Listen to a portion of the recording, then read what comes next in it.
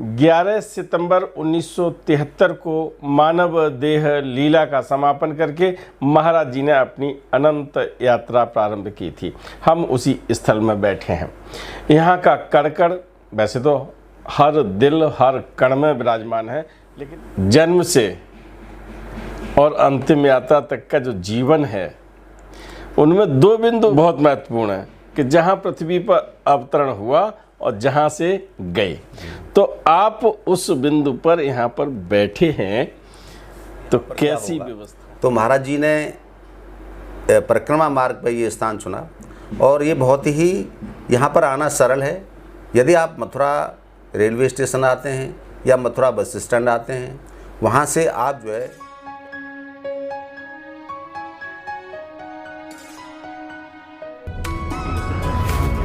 तो नमस्कार, आप देख रहे हैं धर्मदर्शन पत्रिका का यूट्यूब चैनल दस्तक मीडिया। मैं विनोद शुक्ल आपको सुनाता हूं बाबा नीम करोली की अद्भुत गाथाएं। अद्भुत गाथाओं की श्रृंखला में आजकल हम आपको वृंदावन धाम की, वृंदावन से आपको पता है 11 सितंबर 1973 को मानव देह लीला का समापन करके महाराज जी ने अपनी अनंत यात्रा प्रारंभ की थी। हम उसी स्थल में बैठे हैं। यहाँ का कण-कण वैसे तो हर दिल हर कण में विराजमान है, लेकिन यहाँ का कण-कण इस तरह से वाकिफ़ है जहाँ हजारों लीलाएं उसने देखी हैं और आज भी लोग आभाषित करते हैं। तो बस बिल्कुल नज़दीक में कभी कभी आपको इस एपिसोड में घंटों की आवाज़ भी सुनाई पड़ सकती है और आपको लग सकता है कि हम खुद भी वहीं पर बैठे हैं। हम जिनके सानिध्य में बैठे हैं बाबा नीम करोली वृंदावन आश्रम के ट्रस्टी सचिव जी हैं और ये यहाँ की सारी व्यवस्थाएं देख रहे हैं। नमस्कार साहब, राम राम। राम राम, जय महाराज जी। जय महाराज जी की। वृंदावन धाम, मैं सबसे पहले आपसे जानना ये चाहूँगा कि जन्म से और अंतिम यात्रा तक का जो जीवन है उनमें दो बिंदु बहुत महत्वपूर्ण हैं कि जहाँ पृथ्वी पर अवतरण हुआ और जहाँ से गए। तो आप उस बिंदु पर यहाँ पर बैठे हैं, तो कैसी व्यवस्थाएं चल रही हैं आपके आश्रम में? व्यवस्थाएं आप भी देख रहे हैं और जो भक्त लोग आते हैं वो भी देखते हैं जी। हमारा प्रयास यही रहता है कि भक्तों को, जो भक्त आए महाराज जी के दर्शन के लिए, उनको कोई असुविधा न हो और यहाँ पर आकर के वो एक यहाँ की जो वातावरण है, महाराज जी के महाराज जी ने जो अंतिम लीला करी यहाँ पर, उसमें वो आनंदित होते हैं और कई भक्त बताते भी हैं कि साहब यहाँ पर बहुत आनंद आता है। तो व्यवस्थाएं ठीक हैं और बाकी तो सुधार तो सतत प्रक्रिया है। जी जी, है ना। तो कब से आप यहाँ व्यवस्था देख रहे हैं? पहले यहाँ व्यवस्था महाराज जी के छोटे सुपुत्र श्री धर्मनारायण शर्मा जी देखते थे और उसके बाद उनके शरीर छोड़ने के बाद में फिर ये व्यवस्था, वैसे ट्रस्ट तो तब भी था, ये तो महाराज जी के टाइम से ही ट्रस्ट बना हुआ है जी। वो ट्रस्ट के अंतर्गत ही व्यवस्था देखते थे धर्मनारायण शर्मा जी और अभी भी व्यवस्था ट्रस्ट के अंतर्गत ही चल रही है। तो आप पूर्व में क्या करते थे ये व्यवस्था देखने से पहले? मैं पूर्व में उत्तर प्रदेश राज्य की सेवा में था जी। तो अब ये देखिए एक संयोग की बात है कि मैं ट्रस्ट में ट्रस्टी था और आप पहले से ट्रस्टी थे इसमें? जी, मैं पहले से ट्रस्टी था और जो बाबूजी के छोटे सुपुत्र धर्मनारायण शर्मा जी ने 26 अप्रैल 2021 को शरीर छोड़ा जी। तो उसके बाद मैं 30 अप्रैल 2021 को सेवानिवृत्त हुआ। तो मुझे ये जिम्मेदारी दे दी गई कि भाई आपको ये व्यवस्था देखनी है। जो व्यवस्था अचानक 4 दिन पहले सीट रिक्त हुई, बाबूजी चले गए और 4 दिन के बाद आप सेवानिवृत्त हुए और जहां आप राजकीय सेवाएं दे रहे थे और ये आध्यात्मिक धर्मार्थ क्षेत्र है, तो कैसा लगा आपको? एकदम अचानक आपको सेवानिवृत्त होने के बाद सेवानिवृत्त का जो एक समय मिलता है वो तो मिला ही नहीं। इसको इस तरह से व्याख्या करना चाहता हूँ इसकी कि मेरा शुरू से ही जो झुकाव था वो अध्यात्म की तरफ था जी, बचपन से ही जी। और मैं आश्रम आता रहता था। अच्छा। आश्रम की व्यवस्थाएं भी देखता था, हालांकि मैं आश्रम की किसी व्यवस्था में कोई मेरा हस्तक्षेप नहीं था, लेकिन मैं देखता रहता था जी। तो मुझे उसमें कोई कठिनाई नहीं हुई क्योंकि मैं देखता रहता था पहले से, और फिर मेरा शुरू से इसमें मुझे दिलचस्पी थी जी, और मुझे अच्छा भी लगता है कि मैं कुछ सेवा कर पा रहा हूँ जी। और ये महाराज जी की बहुत बड़ी कृपा है मेरे ऊपर कि उन्होंने मुझे शायद इस उपयुक्त समझा और मुझसे सेवा ले रहे हैं। महाराज जी ने आपका सिलेक्शन कैसे किया? अब ये तो महाराज जी की कृपा है, मतलब नहीं, खुल के बताइएगा कि महाराज जी ने आपको किस तरह से अपॉइंटमेंट दिया कि आप आए और सेवाएं करें। मैंने आपका शुभ नाम नहीं पूछा, एक बार मुझे तो पता है, लेकिन महाराज जी के भक्त को बता दीजिए। त्रिलोक चंद्र शर्मा हूँ और जनपद अलीगढ़ में मेरा गांव है। मैं उत्तर प्रदेश सिंचाई विभाग में सेवा में था और वहीं से मैं सेवानिवृत्त हूँ। मेरे प्रश्न का दूसरा भाग अभी शेष है जी। महाराज जी ने किस तरह से आपका अपॉइंटमेंट किया इसमें? अब आप शायद ये कहलवाना चाहते हैं कि क्योंकि मेरी जो शादी हुई इसी परिवार में हुई, तो ये भी मैं महाराज जी की कृपा ही मानता हूँ कि महाराज जी ने अपने वैसे तो महाराज जी का परिवार बहुत बड़ा है, बहुत बड़ा, विश्वव्यापी है। जितने भक्त हैं महाराज जी के परिवार में ही हैं, सब विश्वव्यापी है। लेकिन जो महाराज जी का जो परिवार था उसमें मुझे जुड़ने का अवसर मिला और ये महाराज जी की ही कृपा थी। मैं आपको बता दूं, महाराज जी का अंश भाई हम लोग उनके आत्मा के अंश हैं और जैविक रूप से भी, देह रूप से भी आपको उस अंश का भाग मिला है। आप महाराज जी के परिवार के सदस्य हैं, आपको उनकी सगी नातिन ब्याही हैं, ठीक है ना? तो एक भविष्य की घटना जो होने वाली थी महाराज जी ही जानते थे और महाराज जी ने वो लीला रची जिसमें आपको यहाँ पर सेवा करने का अवसर मिल रहा है। आप समझ गए होंगे। वृंदावन धाम में आपका आश्रम कहाँ स्थित है? मैं आप इसलिए पूछ रहा हूँ कि जो लोग अक्सर हमसे पूछा करते हैं कि भैया ये बताओ वृंदावन आश्रम में हम कैसे पहुँचें, तो ज़रा बताने का। वृंदावन जो महाराज जी ने जो इस स्थान का चयन किया है, महाराज जी तो त्रिकाल दृष्टा थे, वो तो सब जानते थे कि यहाँ पर क्या होगा।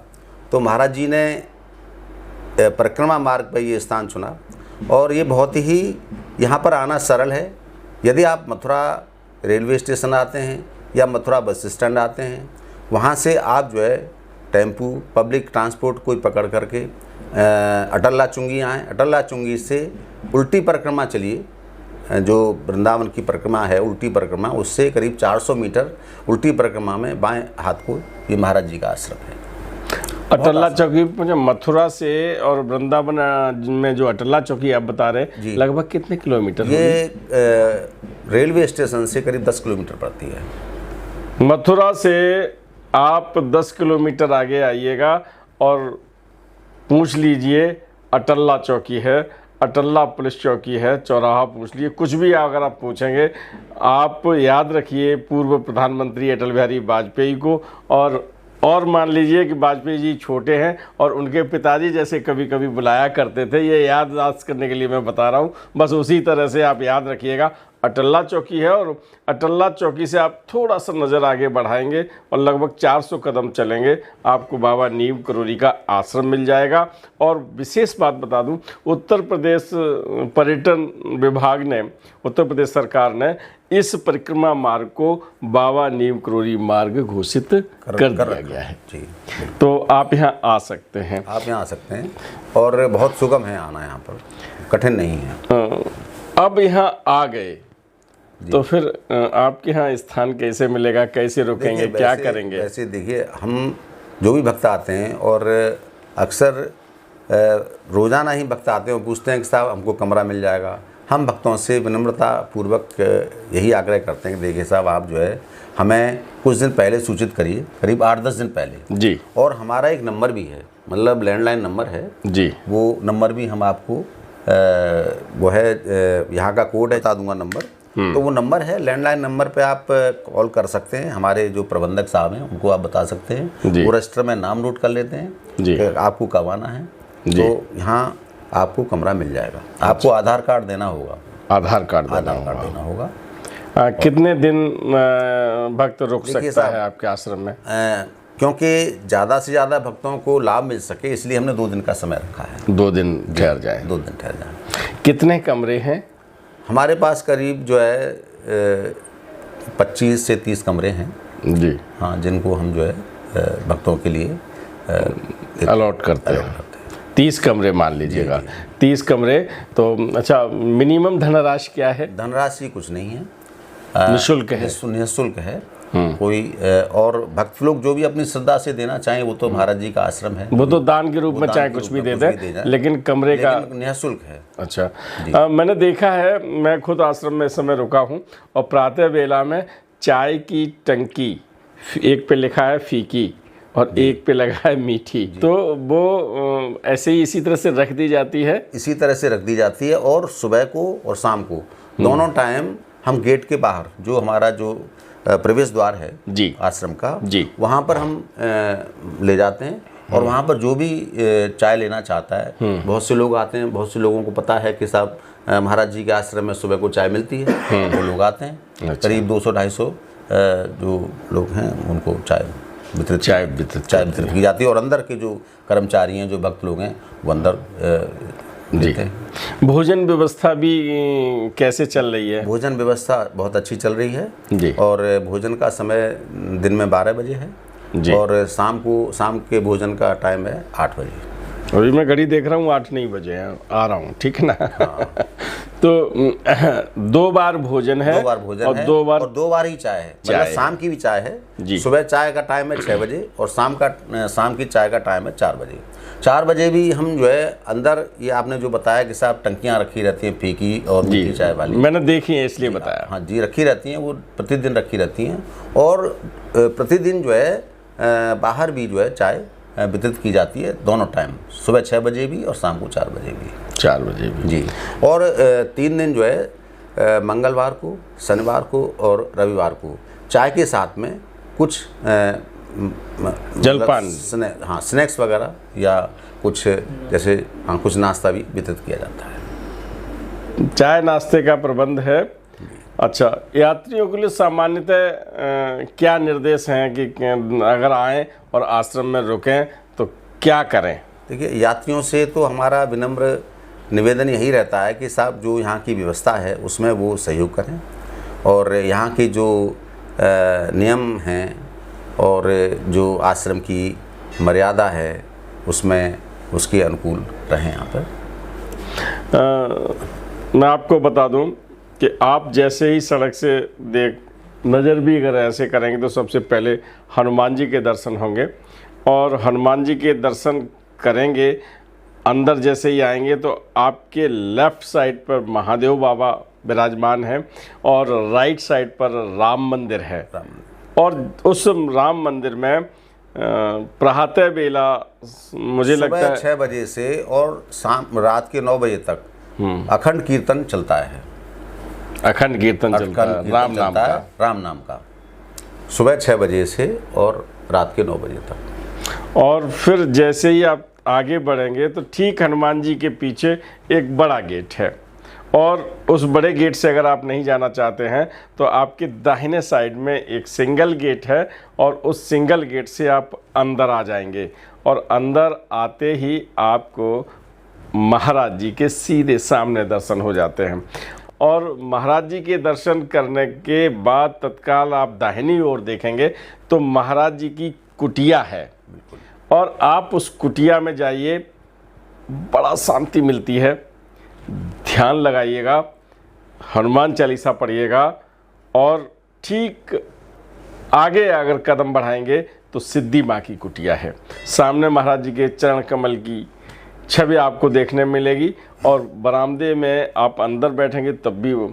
अच्छा, कुछ भक्तों का ये कहना है कि महाराज जी की जो कुटिया थी अब उसका स्वरूप बदल दिया है। बिल्कुल देखिए, ऐसा है कि जब ये कुटिया थी पूर्व में जी, तो उसमें थोड़ा सा जैसे कुछ मरम्मत का कार्य कराना पड़ा, तो इस वजह से थोड़ा सा रूप बदल गया है। बाकी तो स्थान वही है और कुटिया वही है, उसमें बस और ज़्यादा परिवर्तन नहीं किया। नहीं, जैसे वो पीछे डिजाइन बना दी गई है। हाँ, बस वो थोड़ा वो किया गया है। तो वो जो डिजाइन बनाई गई है जी जी, वो भी एक आध्यात्मिक उसमें कारण है। हाँ। तो उससे उसमें बढ़ोतरी होती है, वहाँ जो पॉजिटिव एनर्जी मिलती है जो महाराज जी के कुटिया में, जी जी, उसमें उसकी वृद्धि होती है। वृद्धि होती है, अच्छा लगता है लोगों को। अच्छा, जो कंबल बिछा हुआ है तो वो कंबल क्या महाराज जी के समय का है कंबल? नहीं, वो महाराज जी के समय का नहीं है। वो तो यह है कि जो भक्त लोग आते हैं श्रद्धा अनुसार कंबल लाते हैं जी, तो वो उनके उसमें बिछा दिया जाता है और कुछ दिन बिछाने के बाद में फिर वहाँ से उठा कर वो महाराज जी के प्रसाद बन जाता है। अच्छा, जो पहले से कोई ऐसा है वृंदावन आश्रम में कोई एक कंबल है, एक कंबल है जो महाराज जी के संग्रह में रखा, उसके दर्शन होते हैं? हाँ, दर्शन होते हैं, दर्शनों के लिए ही रखा है। कहाँ पर है ये जो संग्रहालय मतलब बना है, ये कुटिया के बराबर में, जी जी, कुटिया के बराबर में संग्रहालय है जी, उसके भी जरूर जो है दर्शन करें। महाराज जी का एक संक्षिप्त परिचय दे रखा है। महाराज जी ने अपनी आध्यात्मिक यात्रा कहाँ से शुरू करी थी और कहाँ जो है लीला समाप्त करी थी। थोड़ा सा आगे जाएंगे तो आपको यज्ञशाला मिलेगी। यज्ञशाला में रोज हवन पूजन होता है। बता रहा हूँ तो आप सही और गलत बता सकते हैं उसमें। नहीं, मैं थोड़ा सा एक आग्रह ये भी करना चाहता हूँ जी कि बहुत से भक्त आते हैं और हनुमान जी के दर्शन करके चले जाते हैं जी, तो वो मैं ये बताना चाहता हूँ, समाधि स्थल अंदर है तो अंदर नहीं आते बताते हैं। तो यदि आप के माध्यम से, आपके इस चैनल के माध्यम से भक्त लोग अवगत हो जाएंगे कि भाई अंदर भी दर्शन करें और जो मुख्य स्थान है जहाँ पर आपको विशेष अनुभूति होगी तो उसके ज़रूर दर्शन करें जी। ज़रा उधर दिखा दीजिए हमारे परम पूज्य छोटे बड़े, एक पीढ़ी दो पीढ़ी सबके बहुत आदरणीय मामा जी है ना, पधारे हैं और वो बचना चाह रहे थे कैमरे से, लेकिन हमने आपको दर्शन करा दिए हैं। मैं आपके चरणों में कोट कोट बार प्रणाम करता हूँ आशीर्वाद मिल गया है। चलिए, तो मैं बात कर रहा था आश्रम की और उस बरामदे में जहाँ अब हमने आपको ले गए यज्ञशाला की तरफ और यज्ञशाला से आपको भोजनालय की तरफ। सामने आप जाएंगे तो एक बड़ा सा बरामदा है और बरामदे के 7 कमरे हैं और उन कमरों में सबसे बड़ी बात यह है कि महाराज जी इसी आगे जो जगह खाली है उसमें, कभी पुराने चित्र में दिखाऊंगा आपको, उसमें महाराज जी बैठे हैं, पीछे भोजन हो रहा है और आज भी वहाँ भोजन होता है जी। उस कमरे में जो खिड़की कहीं कहीं दिखाई पड़ रही हैं वो खिड़की आज भी चढ़ी हुई हैं। जो ओरिजिनलिटी है वो मैं बता रहा हूँ। तख्त वहाँ लगा रहता था, महाराज जी बैठे रहते थे। तो लगभग जो नक्शा है, जो मैप है, महाराज जी के समय का ही है। और जिन लोगों ने ये शिकायत की थी या कमेंट में भी लिखा था कि ये परिवर्तन कैसे कर दिया, ये परिवर्तन होना नहीं चाहिए था, तो वो मैंने आपसे पूछ लिया है और उसे केवल इसलिए कि वहाँ थोड़ा सा अच्छा लगे, है ना जी, तो इसलिए ये परिवर्तन है। कुटिया वहीं की वहीं है, महाराज जी के जहाँ बैठने का स्थान है वो बिल्कुल वैसा ही है और जहाँ पर समाधि मंदिर है, जहाँ महाराज जी आज चिर निद्रा लीन है, वो स्थल बिल्कुल पीछे है हनुमान जी के बिल्कुल सीध में। और जैसा आपने बताया कि कुछ लोग हनुमान जी के दर्शन करके उधर से निकल जाते हैं, उनके संज्ञान में लाना चाहता हूं कि आप अंदर आएं और महाराज जी की कुटिया देखें, कुटिया में जाएं और उनके दर्शन करें। एक बात मैं थोड़ा और कहना चाहता था, जैसे आपने भोजन गृह का जो अभी आपने चर्चा करी जी, तो उसमें अभी एक भंडारा था बसंत पंचमी का जी, तो उससे हमारे एक मित्र हैं, मिलने वाले मित्र क्या हमसे बुजुर्ग हैं जी, तो वो आए तो हमने कहा चलिए सब प्रसाद पा लीजिए। तो वो प्रसाद पाने जी। गए, और प्रसाद में कद्दू की सब्जी थी जी। और एक दाल थी और जी। एक सब्जी और थी। जी। तो साहब उन्होंने जो है वो बहुत स्वाद के साथ जी। में और तृप्त होकर के खाई। तो हमने कहा साहब कैसा लगा आपको प्रसाद? तो बोले काय काय का ये था सब्जी। हमने कहा एक तो कद्दू की सब्जी थी और एक आलू की सब्जी थी, एक दाल थी। तो उन्होंने कहा कि साहब कद्दू की सब्जी तो मैं बिल्कुल खाता ही नहीं हूँ, और मैंने 3 बार सब्जी ली वो कद्दू। जी। तो मैं ये कहना चाहता हूँ कि महाराज जी के प्रसाद में जो स्वाद है, जो एक वहाँ आदमी तृप्त होता है, तो प्रसाद भी मैं कहता हूँ भक्ति यदि आए तो थोड़ा प्रसाद जरूर लेना चाहिए। जो प्रसाद किसी न किसी रूप में, जैसे चने का प्रसाद मिलता है, ज़रूर लें। तो मेरा कहना यह है कि महाराज जी का प्रसाद जरूर लेके जाएं। जी जी। क्योंकि महाराज जी के प्रसाद में कृपा भी है और तृप्ति भी है। जी। आपको शासन में काम करते करते मैनेजमेंट का लंबा अनुभव है। अब ये आध्यात्मिक क्षेत्र का आश्रम बहुत बढ़िया चला रहे हैं। कठिनाइयाँ क्या क्या हो रही हैं? देखिए कठिनाइयाँ कुछ नहीं है, थोड़ा कुछ होती है कठिनाइयाँ तो वो हल हो जाती हैं। कठिनाई कुछ नहीं है, क्योंकि मैं तो उसमें आपने जैसे कहा कि शासन में रहे हैं, तो क्योंकि वहाँ तो बहुत और इससे बहुत ज़्यादा कठिनाई होती हैं, तो इसलिए कोई कठिनाई महसूस नहीं होती।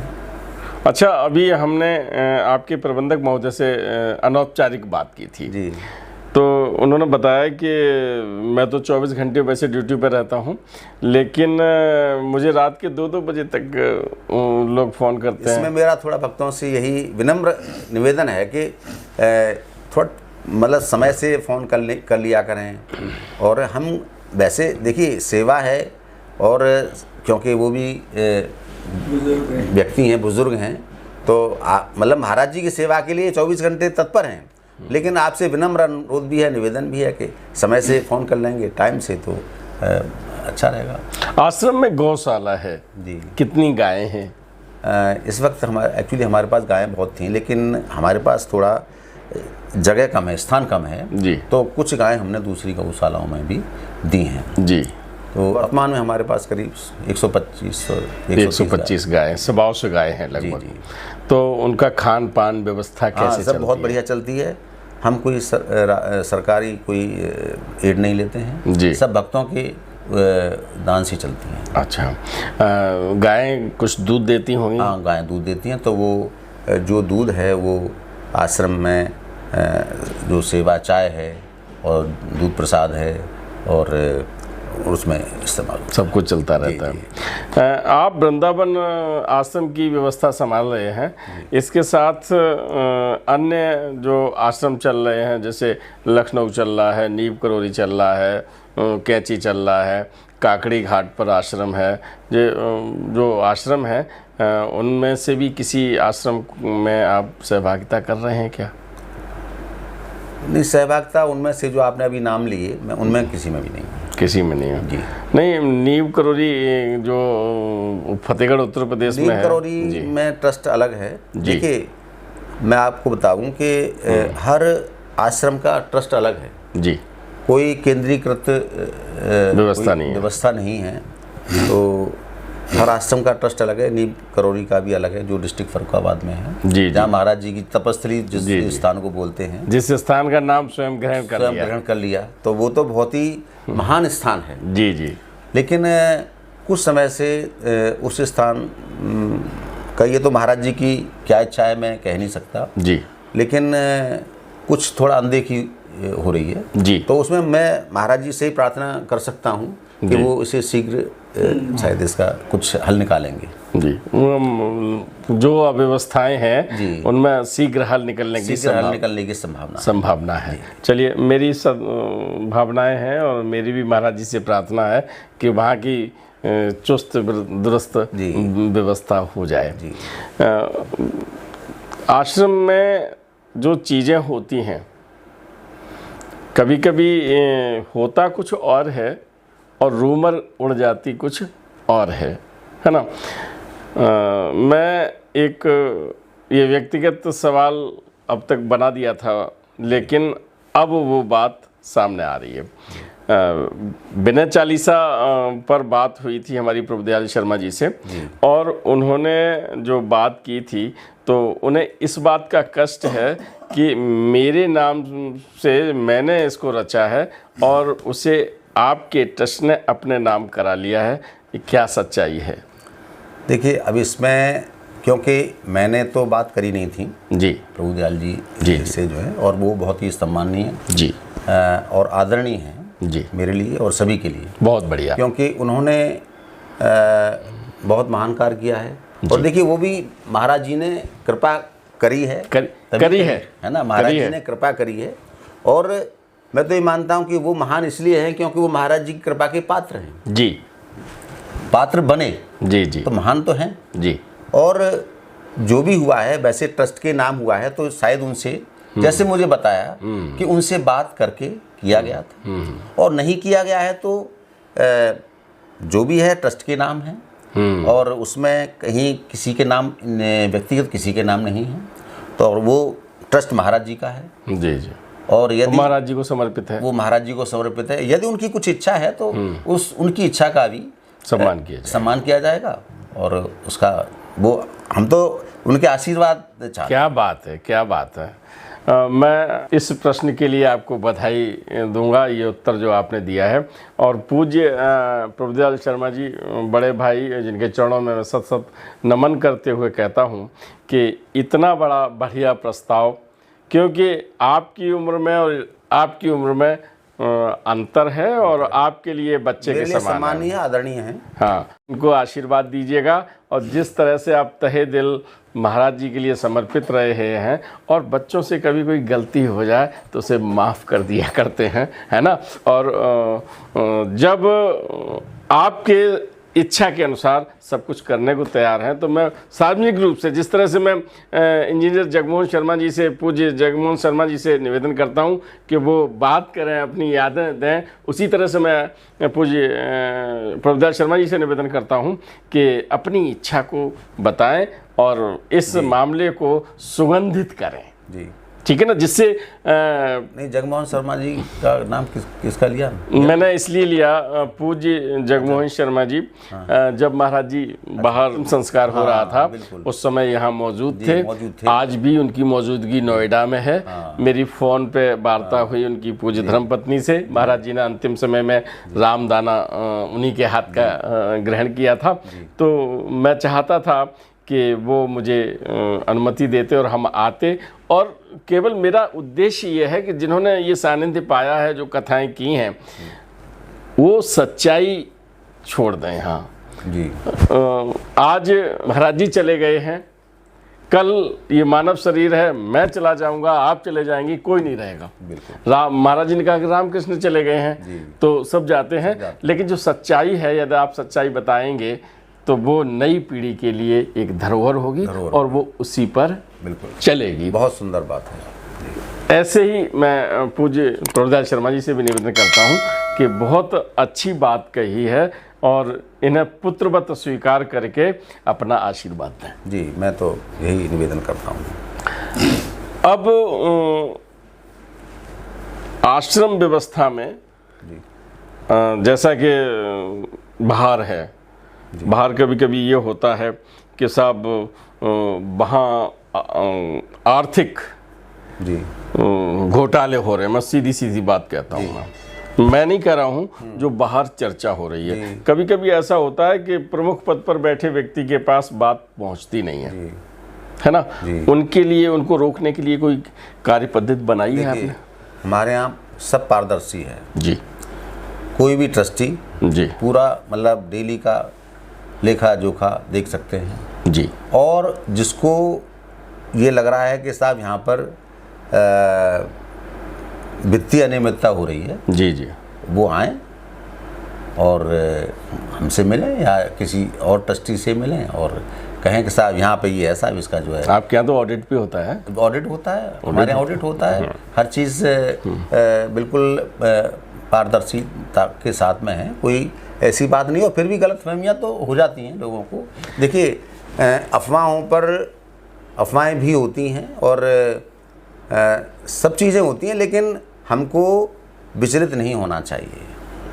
हम अपना काम कर रहे हैं, महाराज जी की कृपा मिल रही है, काम कर रहे हैं, और हमें कोई विचलन नहीं है कि साहब जो है हम कुछ गलत काम कर रहे हैं, क्योंकि हमारा हम हृदय से साफ है, मन साफ है। जी जी।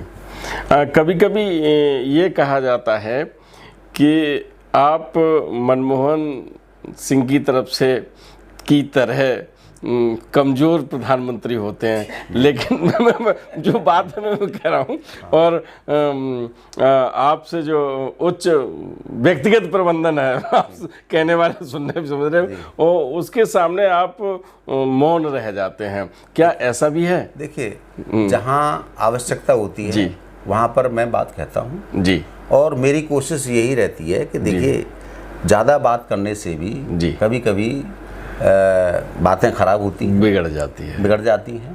तो मेरा प्रयास यही रहता है कि कभी कभी थोड़ा मौन रखने से या कम बोलने से चीज़ें बिगड़ती नहीं हैं।